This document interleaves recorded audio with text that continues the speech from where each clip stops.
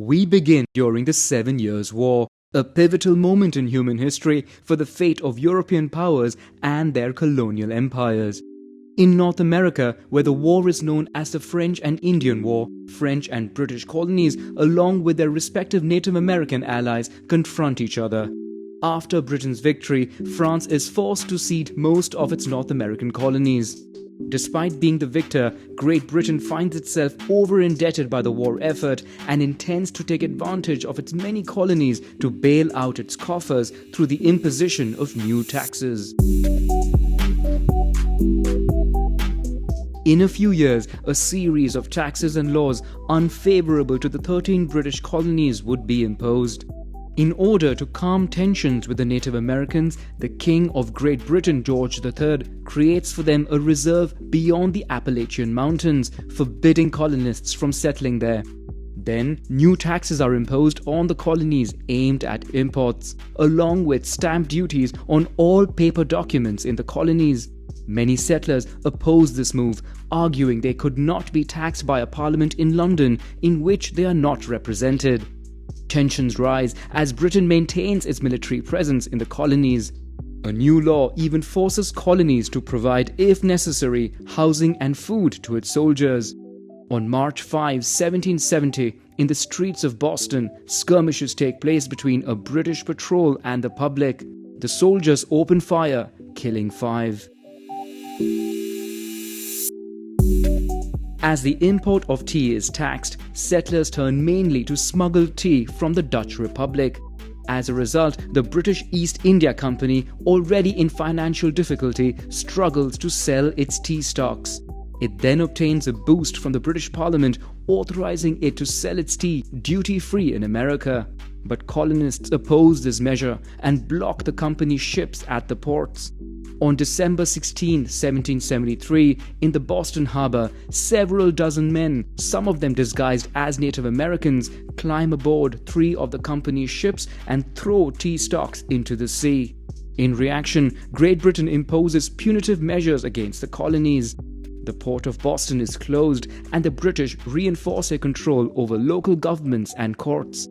To counter these measures, on September 5, 1774, representatives of 12 out of the 13 colonies meet in Philadelphia to form the First Continental Congress. They decide, among other things, to boycott British imports.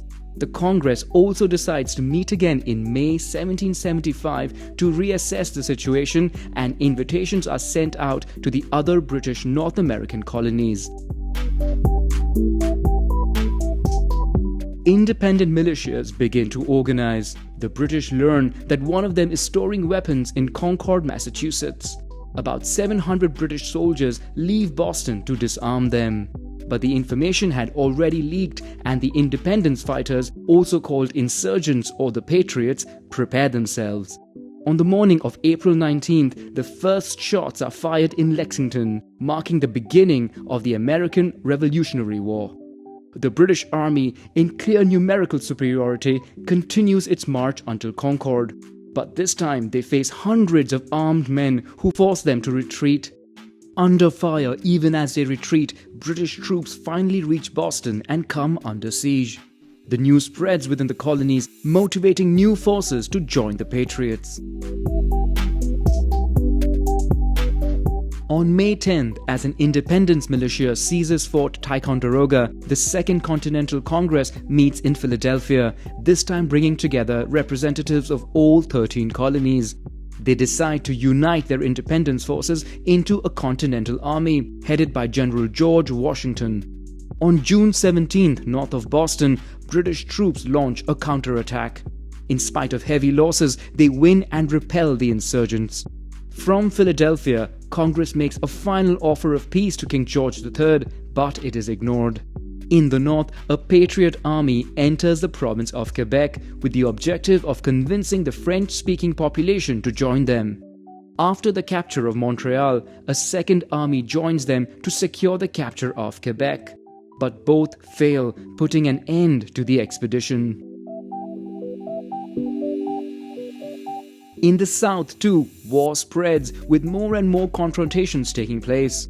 The number of victims is increasing, eliminating the possibility of reconciliation. Within the colonies, the idea of a total rupture from Great Britain gains traction. At the gates of Boston, the Patriots import artillery from Fort Ticonderoga and succeed in driving the British out of the city. They leave for Halifax, after which Great Britain decides to join forces at the gates of New York to quell the rebellion with an army of 32,000 men, including 9,000 German mercenaries called the Hessians. In Philadelphia on July 4, 1776, Congress adopts the United States Declaration of Independence, which was mainly drafted by Thomas Jefferson. The text stipulates, among other things, that all men are created equal and that they have the right to life, liberty, and the pursuit of happiness. In New York, British forces land on Long Island and begin an offensive. George Washington's outnumbered Continental Army is quickly overwhelmed and is forced to retreat. Over 3 months, the Patriots are driven out and retreat beyond the Delaware River. George Washington is in serious trouble. Numerous defeats, heavy losses, lack of means, and now the arrival of a harsh winter brings down the morale of his troops, a good part of whom are reaching the end of their contract and are about to leave. At this time, philosopher Thomas Paine publishes the text called The American Crisis, which revives patriotic sentiment and motivates Washington's troops as reinforcements arrive. On the freezing night of December 25, Washington attempts a coup de force and crosses the Delaware with 2,400 men. At first light, he surprises the Hessians stationed in Trenton. The offensive is a success. The troops return with 900 prisoners and their weapons. 3 days later, the Continental Army settles in Trenton, while British reinforcements from New York arrive in Princeton. The British are then defeated and flee to New Brunswick. The Continental Army, whose morale has risen, takes up winter quarters in Morristown. In the spring of 1777, the British relaunch an offensive with the objective of isolating New England, the northeastern region. To do so, an army leaves from the north, a second smaller one from Lake Ontario, and a third, under the command of General Howe, has to leave New York to join them at Albany. But due to a lack of communication, the latter changes its plan and now targets Philadelphia, the de facto capital of the separatists. His army lands south of the city. In the north, after the capture of Fort Ticonderoga, an outpost of the British Army is defeated by a militia and loses 1,000 men. Weakened, the British also lose their Native American allies who decide to return north. In the west, the Second British Army fails to capture Fort Stanwix and turns back. Meanwhile, the Patriot Army regroups. Near Philadelphia, the battle between Howe and Washington turns to the advantage of the British, opening up to them the gates of the city. In the north, the armies clash. After 2 battles, the entire British army is forced to surrender. As Congress flees to York, Pennsylvania, the total defeat of the British at Saratoga makes France realize that Patriot victory is possible. It is an opportunity for France to weaken its historical enemy and avenge its defeat in the 7 Years' War. France allies with the Patriots and the war becomes international. Great Britain is forced to reduce troop numbers in North America to try and protect its other colonies around the world. The Continental Army, which faces a harsh winter in a makeshift camp, is trained in warfare techniques by the Prussian Friedrich von Steuben. 40 kilometers away, the British Army stationed in Philadelphia fears a maritime blockade by the French fleet. The 15,000 soldiers then abandon the city to reach New York via land. The French fleet arrives and tries to coordinate with the Patriots to seize Newport, but fails. The British, for its part, change plans and now target the south. They first seize Savannah.